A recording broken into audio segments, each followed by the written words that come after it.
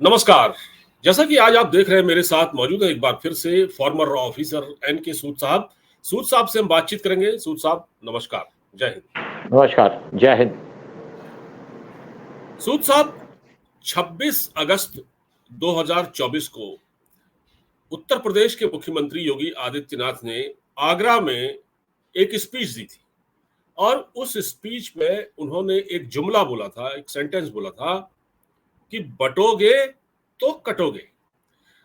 ये वैसे जो पता चला है कि ये जुमला पहले ही तैयार होना था, लेकिन ये काफी देर कर दी इसमें बीजेपी के थिंक टैंक ने।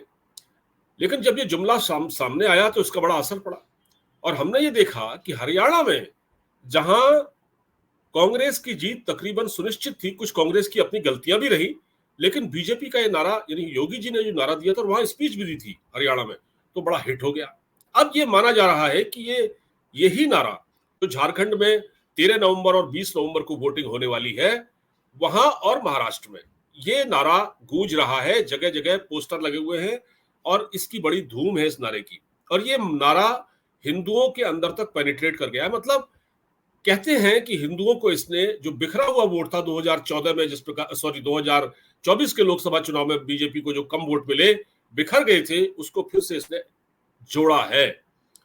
तो सूद साहब, मैं पहले आपको योगी आदित्यनाथ जी का ये स्पीच जरा सा सुनवा देता हूं। ये जो नारा इन्होंने बोला था, शुरुआत इसी से कर लेते हैं और उसके बाद हम आते हैं ये इस पर।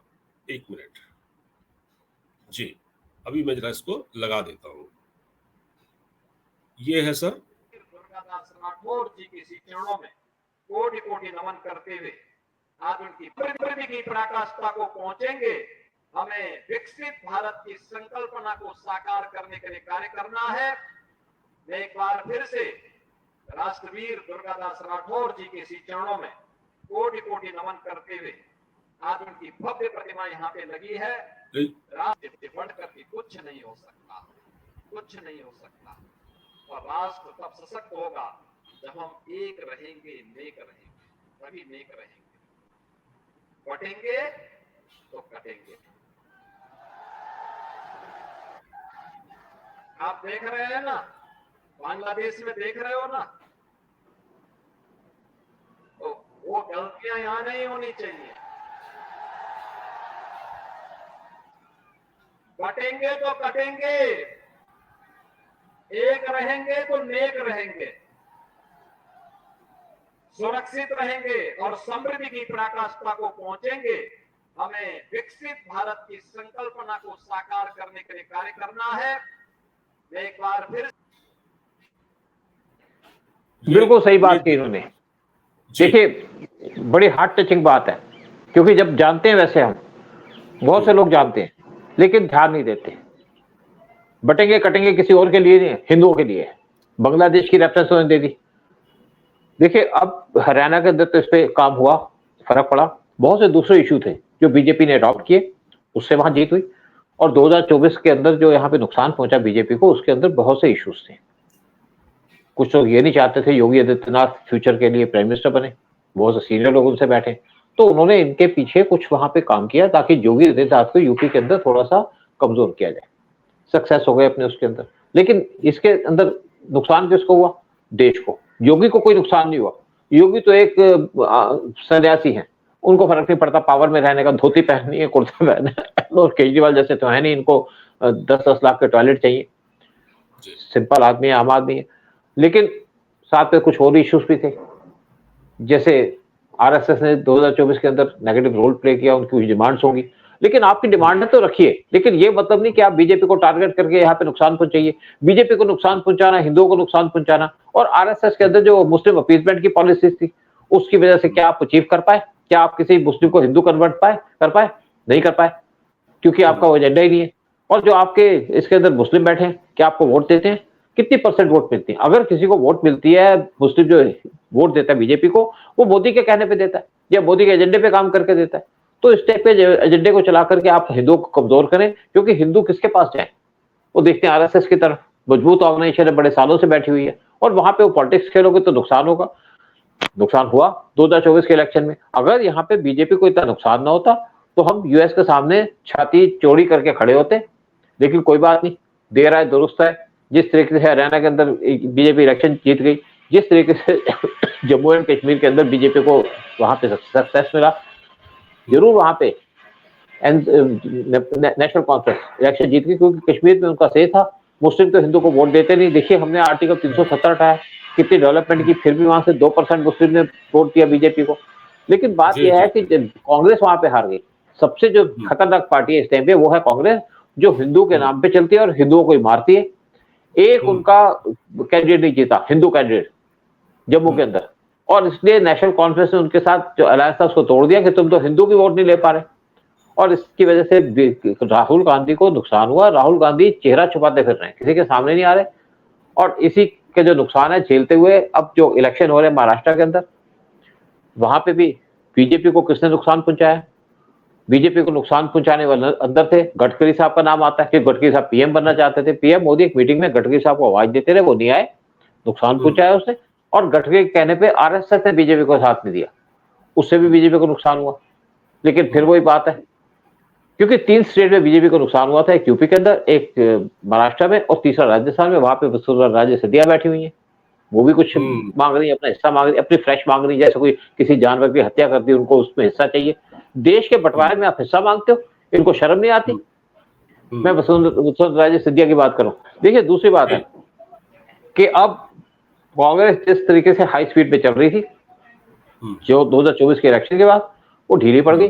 जब हरियाणा के अंदर वो इलेक्शन हार गई, अलायंस इनका टूट गया नेशनल कॉन्फ्रेंस के साथ कश्मीर के अंदर, तो यहाँ पे अब जो एमबीए का अलायंस है उसने बंटवारा कर लिया 85 सीटें, तीनों पार्टी को 85 सीटें। जबकि कांग्रेस की परफॉर्मेंस यहाँ पहले अच्छी रही थी और उनको यहाँ पे ज्यादा सीटें मिलनी चाहिए थी। अगर हरियाणा में इलेक्शन न जीते तो राहुल गांधी को यहाँ पे कम से कम 120 सीटें मिलती और बाकी दूसरे बांट लेते। लेकिन साथ में कोई वहां पे किसी का नाम नहीं दिया गया कि कौन सीएम होगा। जो ज्यादा सीटें जीतेगा वो सीएम होगा। इसका मतलब है कि तीनों में आपस में रिफ्ट चलेगा, तीनों आपस में लड़ेंगी। शरद पवार की पार्टी, ठाकरे की पार्टी और कांग्रेस पार्टी, ये लड़ेगी तो साथ, लेकिन एक दूसरे को काटेंगे इसलिए कि सबसे जो चाहेगा सब मुझे ज्यादा सीटें मिले, उसी चक्कर में लगेंगे। लेकिन उसके अंदर इनको नुकसान होगा। ये पार्टी या अलायंस मेजोरिटी में आएगा नहीं, ये पक्की बात हो चुकी है।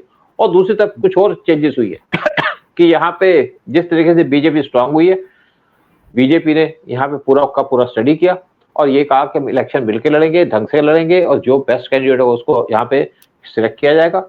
वही हुआ। और साथ में आरएसएस इस टाइम पे बीजेपी के साथ खड़ी है, कंधे से कंधा मिला के, यानी कि हिंदू इस टाइम पे इकट्ठे हो चुके हैं। और जो बात की थी आपके योगी ने कि कटेंगे तो बटेंगे, वो सबको समझ आ चुकी है। और इससे हाँ, और मोहन भागवत ने भी इसके ऊपर स्टेटमेंट दी थी कि हिंदू इकट्ठे रहेंगे। तो अगर आपके पास वीडियो तो वीडियो भी चला लो। तो मैं चलाता हूं सर, मैं मोहन भागवत का वीडियो चलाता हूं। सर एक चीज और है कि आरएसएस ने हरियाणा में काम किया है। सुनते हैं कि जो बीजेपी की जीत हुई है उसमें हरियाणा में आरएसएस ने कई मीटिंग की है, कई ऐसी मीटिंग की है जिसका किसी को पता भी नहीं चला। खैर, मैं मोहन भागवत जी ने जो कहा है वही कहा है जो योगी जी ने कहा है। उनको थोड़ा दूसरे तरीके से कहा है, संदर्भ वही है लेकिन अर्थ संदर्भ वही है, और इस पर कुछ भी बदलाव नहीं है। देखिए 1 मिनट मैं आपको चलाता हूँ।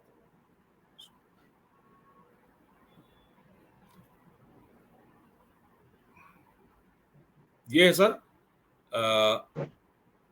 हम अगर दुर्बल है, असंगठित है, तो उसका मतलब हम अत्याचार को निमंत्रण दे रहे हैं। हाँ, निमित्त कुछ नहीं चाहिए, हम दुर्बल है, यह निमित्त पर्याप्त है। और इसलिए जहां कहीं भी हम है वहां संगठित रहना, सशक्त रहना। वैसे मोहन भाग, देखिए सर, ये जो उन्होंने कहा है जी वही कहा है, अगर आप कमजोर रहेंगे तो आप पर अत्याचार होंगे।